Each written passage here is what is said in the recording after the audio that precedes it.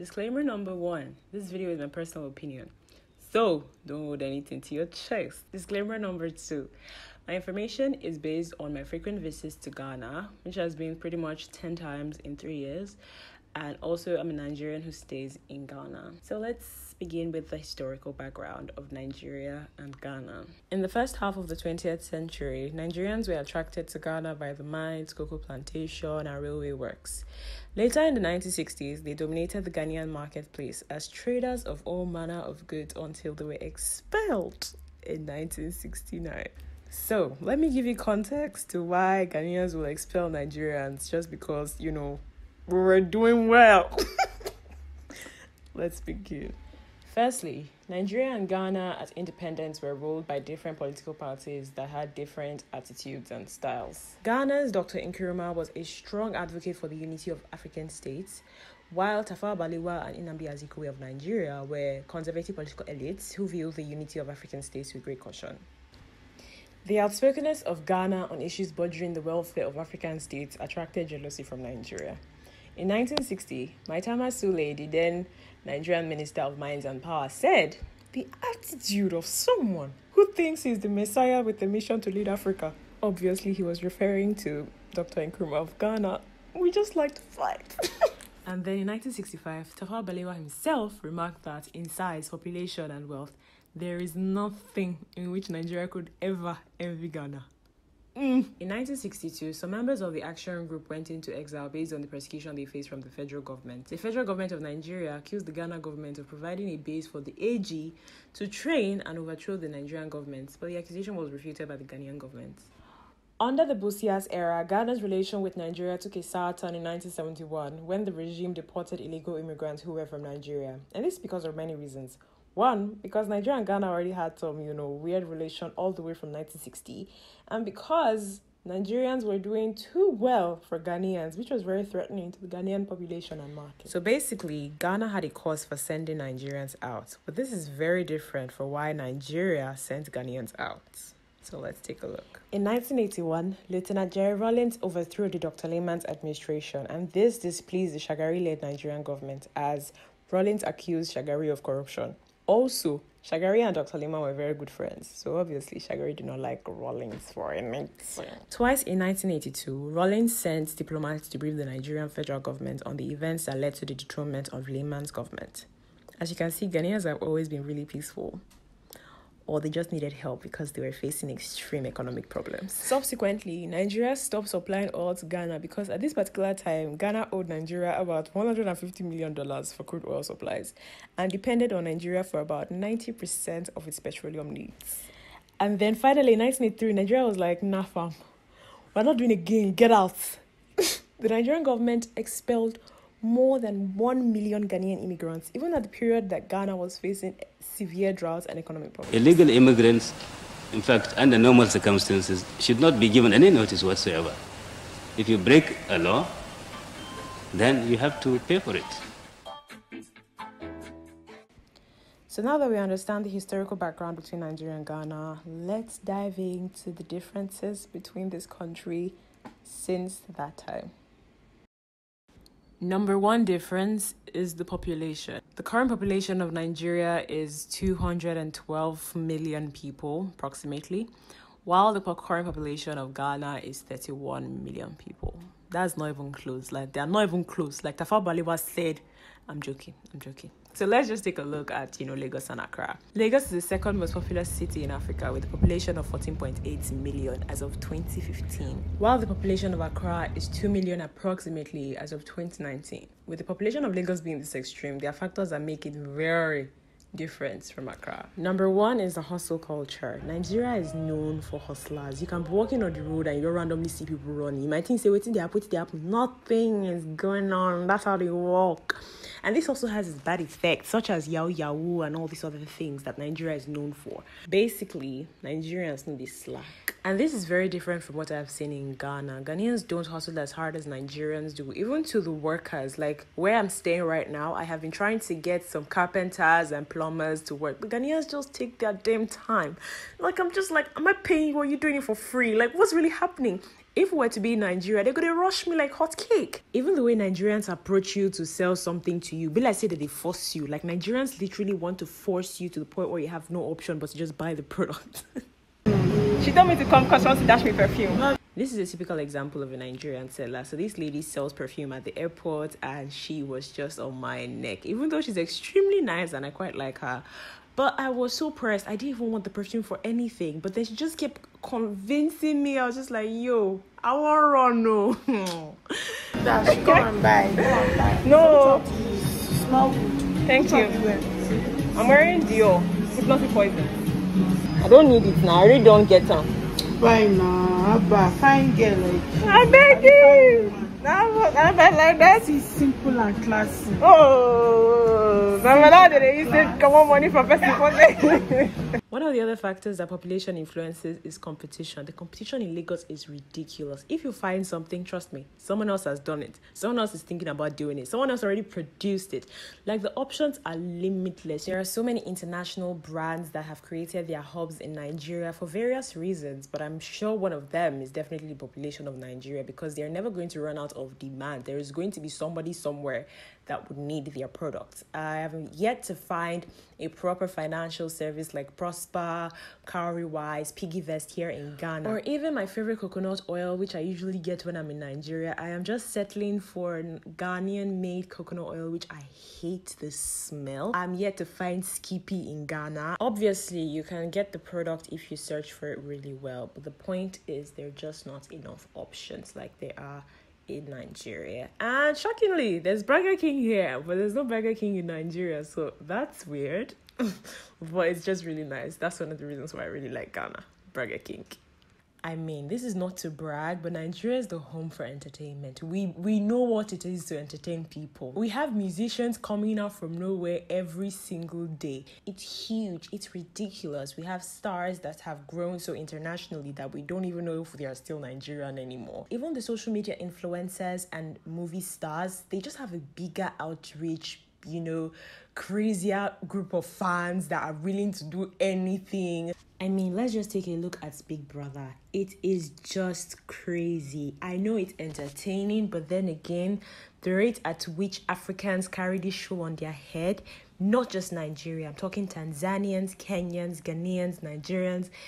Big Brother Nigeria is getting to a point where I'm even getting sick of the fan base. It's ridiculous. Like, the rate at which they carry these people on their head, you would think it's not just to go and sit in that house that they went to do.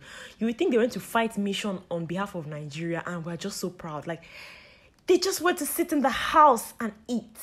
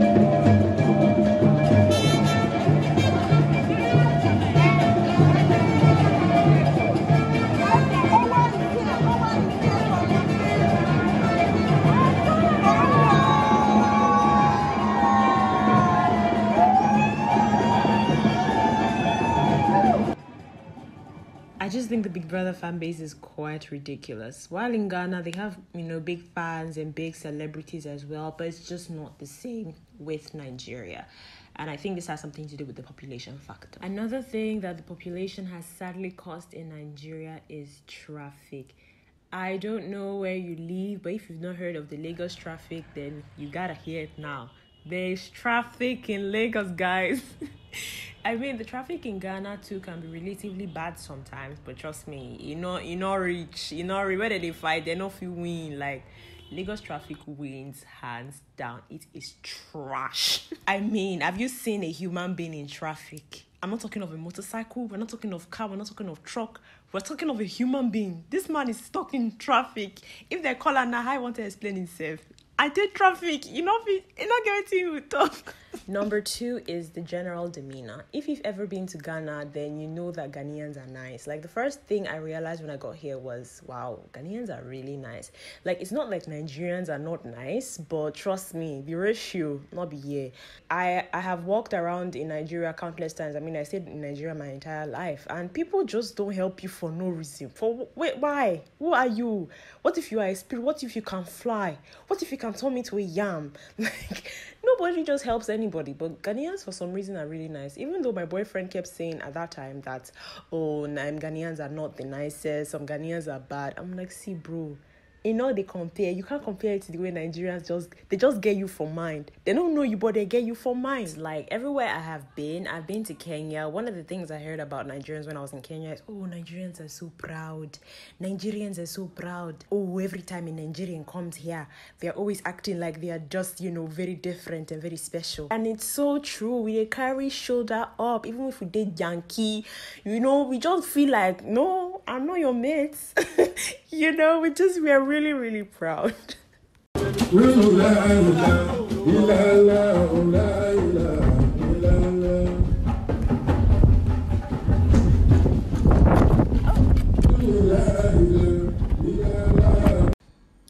One factor that is highly affected by the general demeanor is security and building. Ghana is safe. I mean, it's not the safest country in the world, but it is definitely safer than Nigeria. I've been here for a while, and I can tell you for a fact that I have not felt the same amount of fear I feel when I'm in Lagos traffic. Because in Lagos traffic, if you just break the window and collect your phone, if I even hit you on the head, because why not? And even in the way they build their houses in Ghana, you can tell that these people, they don't have fear, because their walls are very low, their gates are see-through, very low. So you can tell that these people don't have a history of notorious killers and kidnappers, and it's not as bad as Nigeria, because in Nigeria, the walls are extremely high. But you can tell that the crime rate in Nigeria is ridiculous, because people are very protective of their buildings, their cars, just whatever they can do, put broken bottles on their walls, whatever it is, just to protect themselves from their neighbors. I've personally been robbed before on the road in traffic in Lagos, and I was almost kidnapped by a cab driver. So I can tell you that anytime I get an opportunity to leave Lagos, I run. Number 3 is a center of attraction. For Ghana, I think it's definitely tourism. Ghana is just such a beautiful place, and they have monetized their tourism so well, because I know that I don't know how many years it takes, but there is this thing called the Year of Return, where African Americans or Ghanaians in diaspora come to Ghana to come and celebrate the Year of Return, and that makes a lot of money for Ghana, because they spend a lot of money in Ghana and they spend a lot of money to come to Ghana. Ghana is just very beautiful. I can't explain it. It just feels a bit more African than Nigeria does, and it's just way safer to travel around Ghana and visit places without fearing that your head will be cut off. So yeah. And the center of attraction for Nigeria, I think it's business, the hustle and bustle, the beauty of the population. I definitely think it's the financial part of Nigeria that really, speaks for the country, because a lot of brands tend to settle in Nigeria. And for tourism, I don't know how it works, because Nigeria is not really the safest country to go to. So you might see and hear that there are some beautiful places in Kaduna, in Jos, in this place or that place. But these are the hubs for big terrorist groups. And so it's like, do I want to really die just for a picture? So it's beautiful in Nigeria as well. But, the most popular and safest place to be is Lagos. But in Lagos, it's more of a business hub. It's more of a financial, hustle and bustle kind of place. So number 4 difference is the language. For some reason, Ghanaians don't speak English as much. They speak a lot of Tree or Ga, just something but English. I mean, they still speak English, obviously, but it's just expected that you understand Tree. And if you're a black person, they just speak it. They don't care if you know what they're saying. been in countless situations with Uber drivers or something, and they just be like, yo, auntie, where are you? And then I'm like, oh, I'm here. And they're like, okay, mommy, patch up with me. I'm like, sorry, what? But it's very different in Nigeria because of the vast majority of people in Lagos. You cannot just assume that somebody is one language speaker. They could be any, language speaker. They could be Igbo speakers, Hausa speakers, Yoruba speakers, Isoko speakers, Bini speakers. You just cannot assume. So it's better for us to speak Pidgin in Nigeria or just English, and it's just way more comfortable for a foreigner to be in Nigeria, Lagos, than to be in Accra, because Twi is more of the language that they speak here in Accra. Number 4 is a means of transaction. Nigeria is a cashless society. You don't really need cash to survive. Maybe for, Ubers, because sometimes they can be very picky, but really you need your card to survive in Nigeria. As far as you have money, you are fine. But Ghana is quite different. They usually are more conversant with mobile money or cash. Mobile money is this thing that, I don't know, it's this MTN thing where you have money on your phone or your SIM card and you're able to pay for stuff. And if you have card in Ghana, you can still survive. But it's just that when you bring out your card in your supermarket or you're trying to pay for something, it's like all of a sudden they're looking for the POS. They're just confused. It's like you've messed up their day. It's not the case for every store, obviously, but it's just not normal. Like, I've just noticed that Ghanaians usually have cash on hand. But because I'm used to not having cash on hand, I always feel like I'm off. Like, I feel like, ooh, I forgot something, cash. Because I'm used to just taking my card and I'm fine. So, yeah. Number 5 is electricity. There is light in Ghana. I know that's one thing that Ghanaians always like to use against Nigerians because it's actually true. There are just a few times in Ghana where they take the lights, and when they do, it's actually not normal. Like, they expect the light should be back in 45 minutes or less. In Nigeria, Lagos precisely, there is no light pretty much most of the time. But there are some places in Lagos like Ikeja GRA, Ogudu, Magodo, where there is light pretty much all the time. I used to stay in Ogudu GRA, and trust me, there was light all the time. It was just a bit more expensive, but there was light all the time.